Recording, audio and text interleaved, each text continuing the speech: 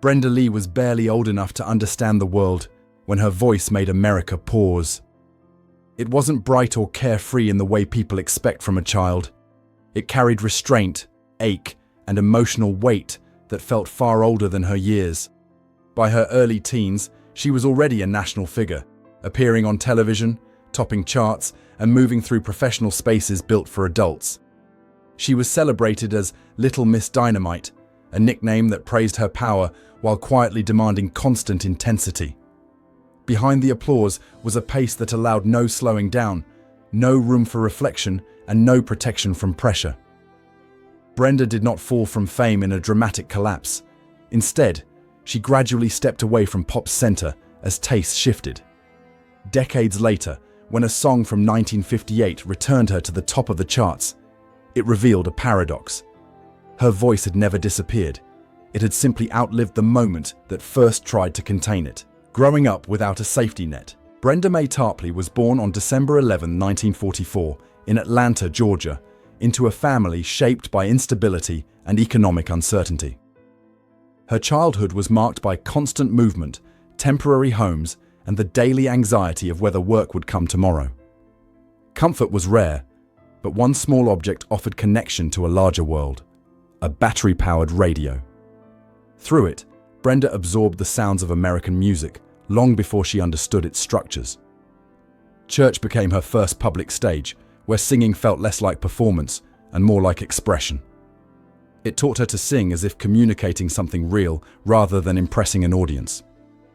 Very early, her voice became useful.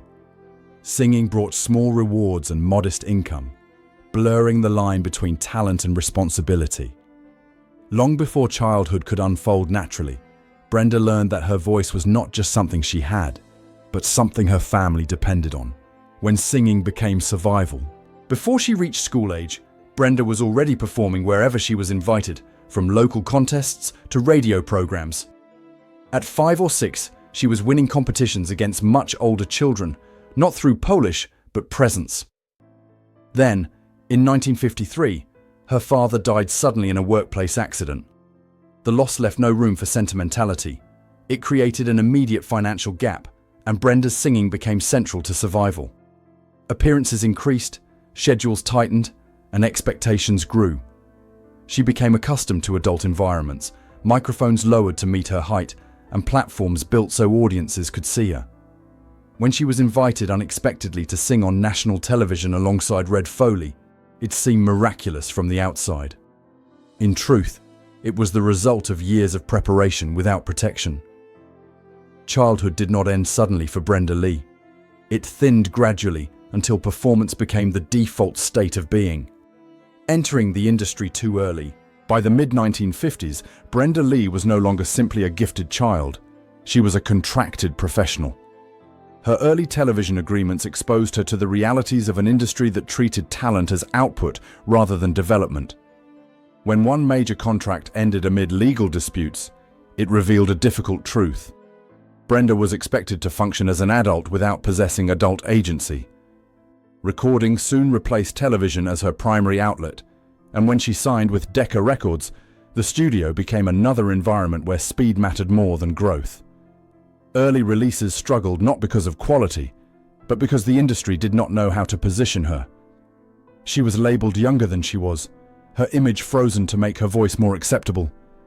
But when songs like One Step at a Time broke through, it became clear that she was not a novelty.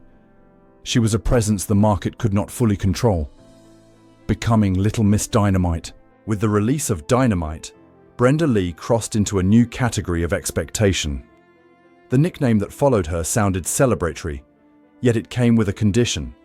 She was expected to deliver intensity every time. What followed was a remarkable string of hits, not because of volume or spectacle, but intimacy. Brenda sang as if speaking directly to the listener, compressing emotion rather than releasing it. Songs like Sweet Nothings, I Want to Be Wanted, and Fool Number One placed her at the center of pop music during a time dominated by male voices. Her restraint gave her authority. Yet behind the success, recording sessions and performances overlapped relentlessly. Each new release became a test, rather than an expression. The pressure to sustain momentum narrowed the space where vulnerability could exist. Her voice carried the weight, even as the cost quietly accumulated. When control became the only defense. As her success peaked, Brenda Lee's singing subtly changed. She leaned into control rather than force, shaping emotion carefully rather than dramatically. "I'm Sorry" marked a turning point, not because it softened her voice, but because it allowed it to exist without proving itself. The song reached #1 and redefined how her voice was heard, bridging pop and country in a way that felt natural rather than strategic. Yet even as accolades followed, the pressure did not disappear. Lighter delivery masked heavier strain. During this period, a small Christmas recording was made without expectation. Rocking Around the Christmas Tree initially passed unnoticed, overshadowed by the constant demand for immediate success.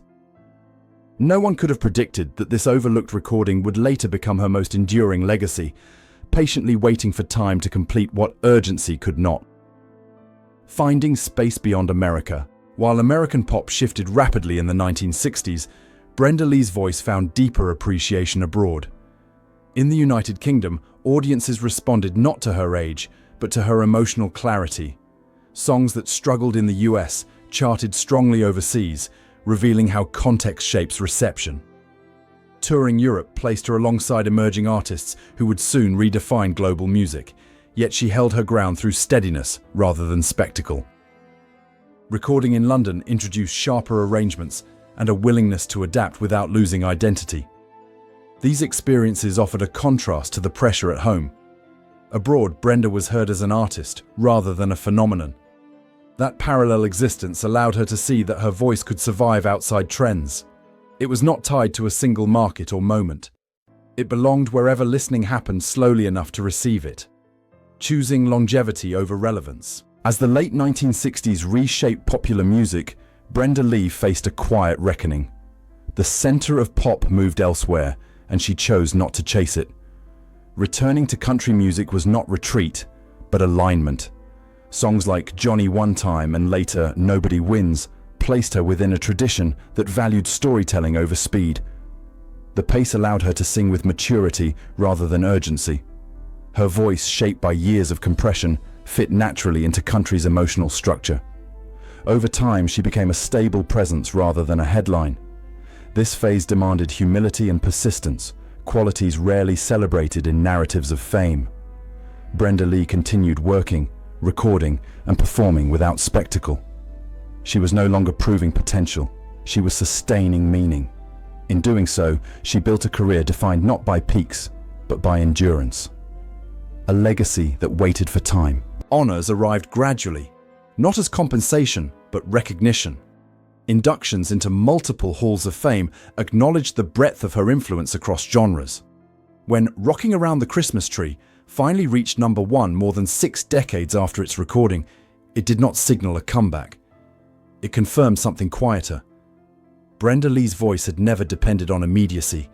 It lived through repetition, memory, and everyday life. At nearly 80, she did not rush back into visibility. She allowed the moment to exist without claiming it. Her legacy resists easy framing. She was not undone by early success, nor preserved by nostalgia alone. She adapted, stepped back when necessary, and trusted the music to endure without explanation. In the end, Brenda Lee did not outlast her era by force. She did so by letting time finish what urgency could not.